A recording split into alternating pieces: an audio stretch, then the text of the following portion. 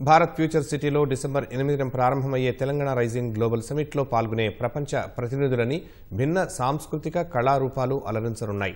ఆ సమిట్లో Oscar award గ్రహీత ప్రముఖ సంగీత దర్శకుడు కీరవాణి సంగీత కచేరీతో అలరించనున్నారు.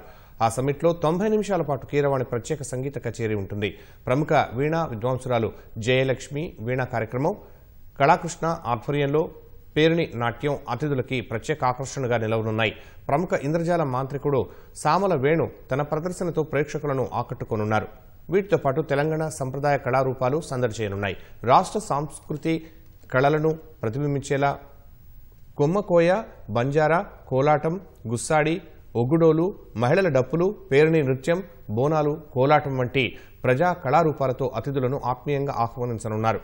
డిసెంబర్ 10 నుంచి 13 వరకు ఆ వేడుకలను ప్రజలందరూ చూసేందుకు ఏర్పాట్లు చేస్తున్నారు. ఆ 4 రోజులు రోజంతా మ్యూజికల్ ఆర్కెస్ట్రా నిర్వహించనున్నారు.